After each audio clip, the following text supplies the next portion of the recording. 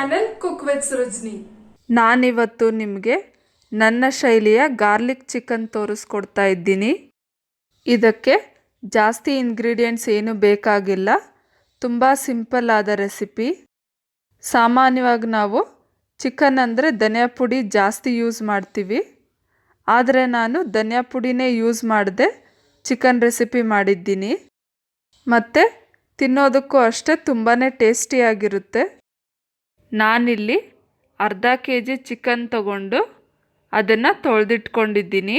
ಇದಕ್ಕೆ ರುಚಿಗೆ ತಕ್ಕಷ್ಟು ಉಪ್ಪು, ಚಿಕ್ಕ ಕಪ್ಪಲ್ಲಿ 3/4 ಕಪ್ ಆಗೋಷ್ಟು ಮೊಸರು, ಶುಂಠಿ ಬೆಳ್ಳುಳ್ಳಿ ಪೇಸ್ಟ್ ಅರ್ಧ ಸ್ಪೂನ್, ಚಿಟಿಕೆ ಅರಿಶಿಣ ಪುಡಿ ಎಲ್ಲನೂ ಹಾಕಿ ಚೆನ್ನಾಗಿ ಮಿಕ್ಸ್ ಮಾಡಿದ ಮೇಲೆ ಅರ್ಧ ಗಂಟೆ ನೆನೆಯೋದಕ್ಕೆ ಬಿಡಬೇಕು. ಇದು ನೆನೆಯೋದ್ರೊಳಗೆ ಮಸಾಲೆಗೆ ರೆಡಿ ಮಾಡ್ಕೊಳ್ಳೋಣ. ಸ್ಟವ್ ಹಚ್ಚಿ ಸ್ಟವ್ನ ಸಿಮ್ಮಲ್ಲಿಟ್ಟು ಚಿಕ್ಕದೊಂದು ಪ್ಯಾನ್ ಇಟ್ಟು ಗುಂಟೂರು ಮೆಣಸಿನ್ಕಾಯಿ 7ರಿಂದ 8 ಹಾಕಿ ಮತ್ತು 4 ಖಾರದ ಮೆಣಸಿನ್ಕಾಯಿ ಹಾಕ್ಕೊಂಡು ಇದನ್ನು ಉರಿಬೇಕು. ಜಾಸ್ತಿ ಹೊತ್ತೇನು ಉರಿಯೋದೇನು ಬೇಡ, 2ರಿಂದ 3 ನಿಮಿಷ ಉರಿದ್ರೆ ಸಾಕು. ಈಗ ಸ್ಟವ್ ಆಫ್ ಮಾಡಿ ತಣ್ಣಗಾಗೋದಕ್ಕೆ ಬಿಡೋಣ. ಮಿಕ್ಸಿ ಜಾರ್ಗೆ ಹುರಿದಿಟ್ಕೊಂಡಿರೋ ಮೆಣಸಿನ್ಕಾಯಿ ಹಾಕಿ ಪೌಡ್ರ್ ಮಾಡ್ಕೊಬೇಕು. ಎಷ್ಟು ನುಣ್ಣಗಾಗುತ್ತೋ ಅಷ್ಟು ನುಣ್ಣಗೆ ಪೌಡ್ರ್ ಮಾಡಿಕೊಂಡು ಇದಕ್ಕೇ ಬೆಳ್ಳುಳ್ಳಿ 1 ಗಡ್ಡೆ ಹಾಕಿ ಗ್ರೈಂಡ್ ಮಾಡ್ಕೊಳ್ಳಿ. ಇದಕ್ಕೆ ನೀರೇನು ಹಾಕೋದೇನು ಬೇಡ, ತರ್ತರಿಯಾಗಿದ್ರೂ ಪರವಾಗಿಲ್ಲ. ಸ್ಟವ್ ಹಚ್ಚಿ ಸ್ಟವ್ನ ಸಿಮ್ಮಲ್ಲಿಟ್ಟು ಬಾಣಲಿಗೆ 8ರಿಂದ 10 ಸ್ಪೂನ್ ಆಗೋಷ್ಟು ಆಯಿಲ್ ಹಾಕಿ, ಆಯಿಲ್ ಕಾದ್ಮೇಲೆ ಅದಕ್ಕೆ ಮೆಣಸಿನ್ಕಾಯಿ ಮತ್ತು ಬೆಳ್ಳುಳ್ಳಿ ತರ್ತರಿಯಾಗಿ ರುಬ್ಬಿಟ್ಕೊಂಡಿದ್ವಲ್ಲ ಆ ಮಸಾಲೆನ ಹಾಕಿ ಎಣ್ಣೆಯಲ್ಲಿ ಫ್ರೈ ಮಾಡಿ.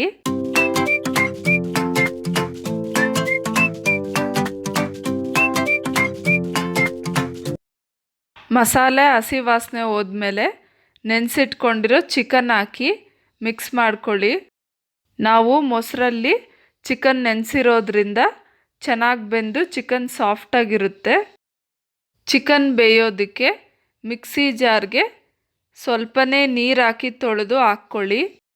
ನೀರು ಹಾಕಿದ್ಮೇಲೆ ಮಿಕ್ಸ್ ಮಾಡಿ. ಈಗ ಲಿಡ್ ಕ್ಲೋಸ್ ಮಾಡಿ ಮೀಡಿಯಮ್ ಫ್ಲೇಮಲ್ಲಿಟ್ಟು ಚಿಕನ್ ಚೆನ್ನಾಗಿ ಬೇಯೋವರೆಗೂ ಬೇಯಿಸ್ಕೊಬೇಕು. 20ರಿಂದ 25 ನಿಮಿಷ ಆದಮೇಲೆ ಲಿಡ್ ಓಪನ್ ಮಾಡಿ ಮಿಕ್ಸ್ ಮಾಡಿ. ಲಿಡ್ ಕ್ಲೋಸ್ ಮಾಡಿದ್ರಿಂದ ಚಿಕನ್ ನೀರು ಬಿಟ್ಕೊಂಡಿದೆ. ಈಗ ಲಿಡ್ ಕ್ಲೋಸ್ ಮಾಡ್ದೇ ಓಪನ್ ಆಗಿ ನೀರೆಲ್ಲ ಇಂಗೋವರೆಗೂ ಬೇಯಿಸ್ಕೊಬೇಕು. ಈಗ ಅಚ್ಕಾರದ ಪುಡಿ ಅರ್ಧ ಸ್ಪೂನ್ ಹಾಕಿ ಮತ್ತು ಕಟ್ ಮಾಡಿಟ್ಕೊಂಡಿರೋ ಪುದೀನ ಸ್ವಲ್ಪ ಹಾಕ್ಕೊಂಡು ಮಿಕ್ಸ್ ಮಾಡಿ ಐ ಫ್ಲೇಮ್ನಲ್ಲಿಟ್ಟು ಬೇಯಿಸ್ಕೊಳ್ಳಿ. ಒಂದು ವೇಳೆ ಚಿಕನ್ ಬೇಯೋದಕ್ಕೆ ನೀರು ಸಾಕಾಗಿಲ್ಲ ಅಂದರೆ ನೀರು ಹಾಕ್ಕೊಳ್ಳಿ. ಈಗ ನೀರೆಲ್ಲ ಇಂಗೋಗಿದೆ, ಚಿಕನ್ನು ಬೆಂದಿದೆ. ಉಪ್ಪು ಟೇಸ್ಟ್ ನೋಡಿ, ಬೇಕಿದ್ದರೆ ಉಪ್ಪು ಹಾಕ್ಕೊಳ್ಳಿ. ಸ್ಟವ್ ಆಫ್ ಮಾಡಿ ಕೊತ್ತಂಬರಿ ಸೊಪ್ಪಿಂದ ಗಾರ್ನಿಷ್ ಮಾಡಿ. ಈಗ ಗಾರ್ಲಿಕ್ ಚಿಕನ್ ರೆಡಿಯಾಗಿದೆ.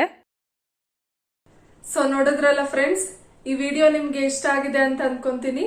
ಇಷ್ಟ ಆಗಿದ್ರೆ ಲೈಕ್ ಮಾಡಿ, ಶೇರ್ ಮಾಡಿ, ಕಮೆಂಟ್ ಮಾಡಿ, ಮತ್ತೆ ಮಿಸ್ ಮಾಡದೆ ನನ್ನ ಚಾನೆಲ್ನ ಸಬ್ಸ್ಕ್ರೈಬ್ ಮಾಡ್ಕೊಳ್ಳಿ.